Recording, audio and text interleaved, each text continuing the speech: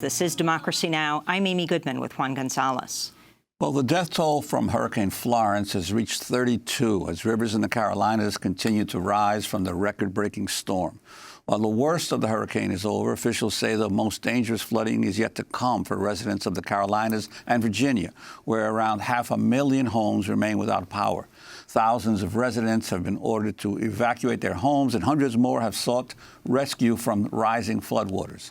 This includes undocumented immigrants in the region who have expressed concern they will encounter immigration enforcement if they seek help. A mother in the coastal city of Wilmington, North Carolina, which is cut off from the rest of the state by floodwaters, told NBC News she feared being separated from her children by ice if they evacuated to a shelter. My smallest daughter, the little one, asked me, "Mom, I'm very afraid that our home is going to be destroyed, and I don't want to go to a shelter because I do not want them. I don't want to be separated from you. I'd rather die first than be separated from you." Immigration authorities say they have suspended enforcement actions in areas affected by Hurricane Florence, but tensions remain high. North Carolina is one of the states that pioneered police collaboration with ICE in so-called 287G programs, which allows state and local authorities to partner with immigration officials.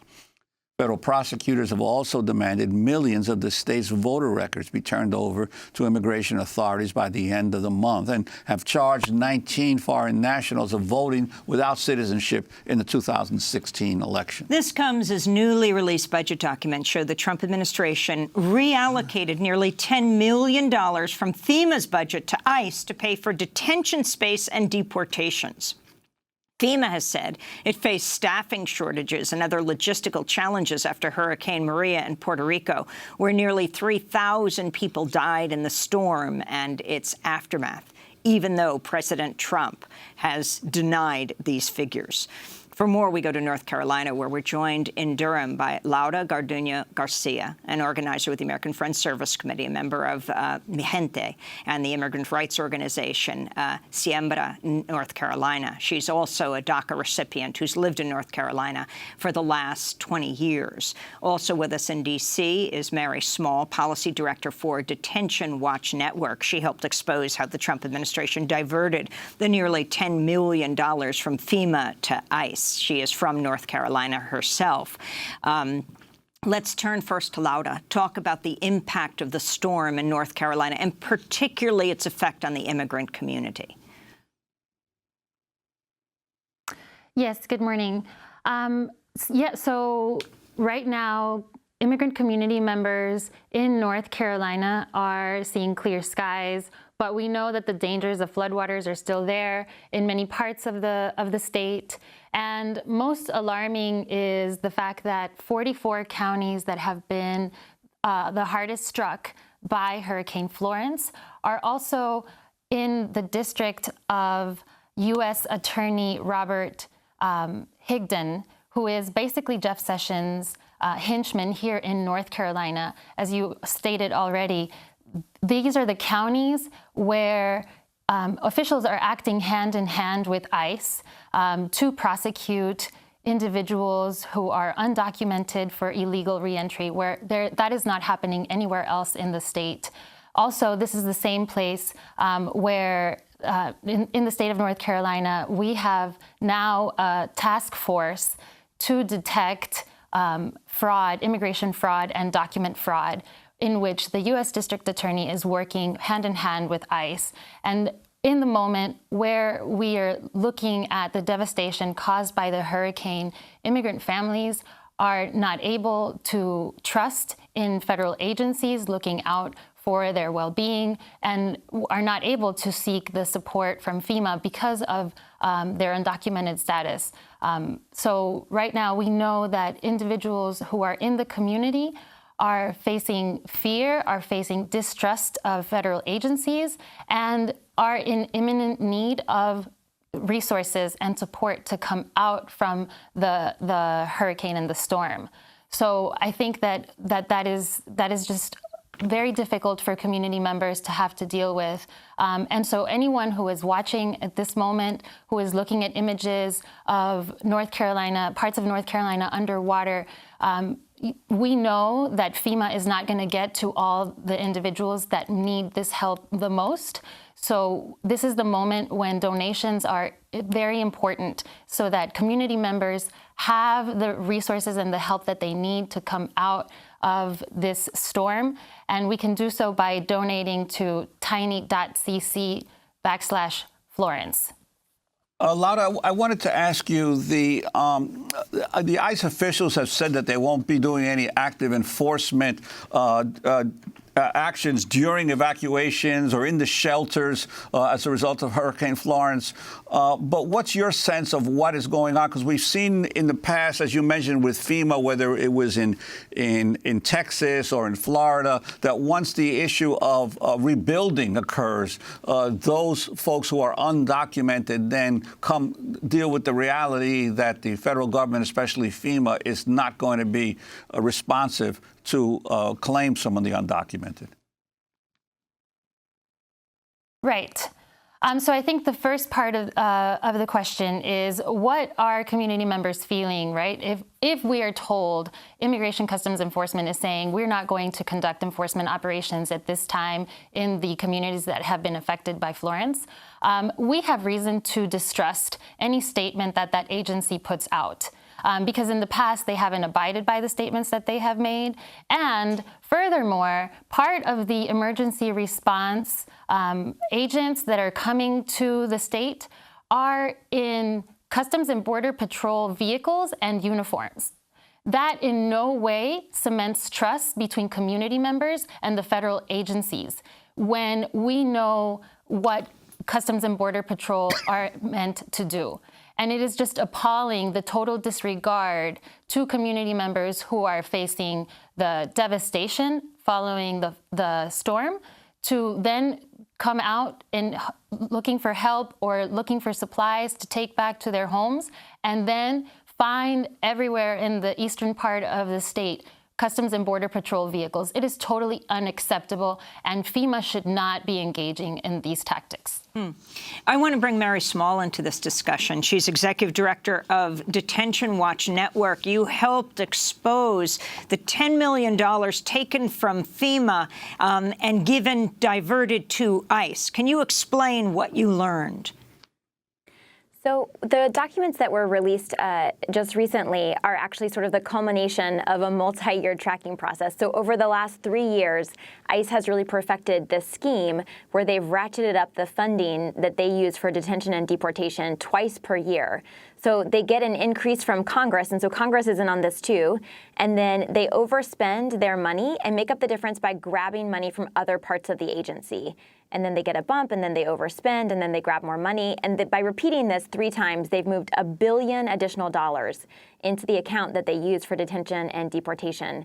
The documents that were released very recently showed the most recent of these grabbing money from other accounts, and it's actually $200 million that they pulled from different parts of the agency. So the $10 million that they took from FEMA is one part of this kind of bigger story of financial manipulation by this agency to drive more and more resources into building and expanding the detention and deportation machine that's reflected in what Laura is talking about on the ground in North Carolina.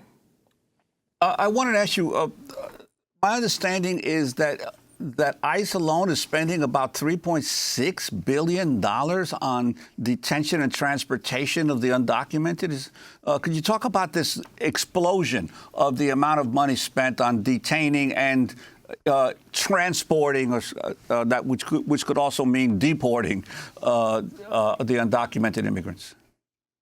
Yeah, I think that outrage is really well placed, that this massive sum of money is going to open up new detention facilities, including really big detention facilities that are operated by private prison companies. And as you say, transporting people for deportation. So really putting into practice some of the worst and most harmful policies for communities. And I think that while I'm really glad that the fact that money was taken from FEMA to be moved into this detention and deportation account is really coming to light in a major way, I think we also have to zoom out even further to understand that it's not just FEMA that money is coming from, right? These precious taxpayer dollars could be going to housing or education or healthcare or any number of other things that actually help communities thrive together and be whole and intact, rather than so violently and aggressively separating them.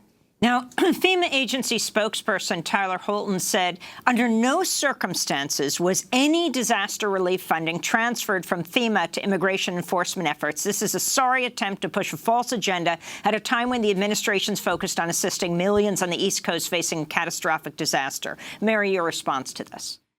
I think that's really just parsing words. I mean, the transfer and reprogramming request that we were able to get a hold of and share with congressional offices shows precisely that money can be moved around between accounts.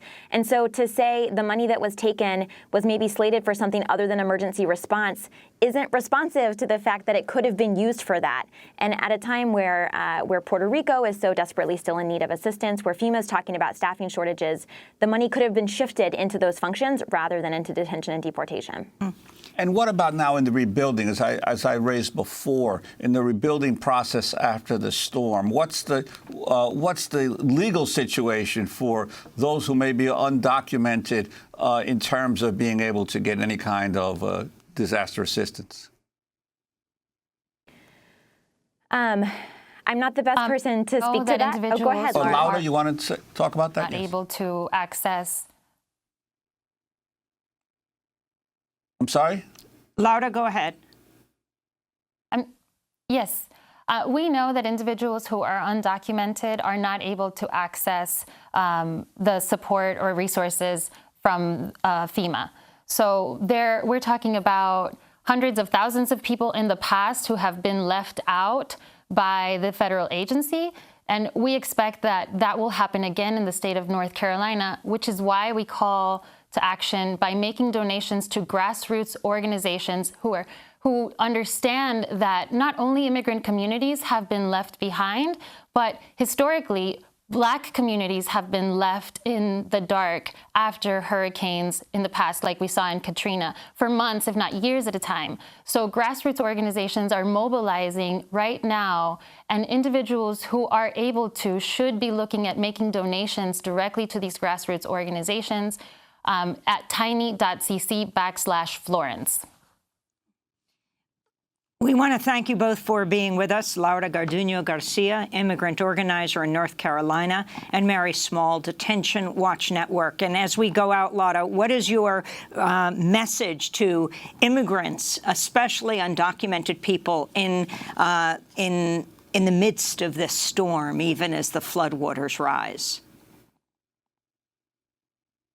My message to the people in my community here in the state where I call home is that you should find support in local organizations who will look to you, to find what they are able to provide to you, and are so willing to put forward their best effort to fill the gaps that the federal agency will leave behind, no question.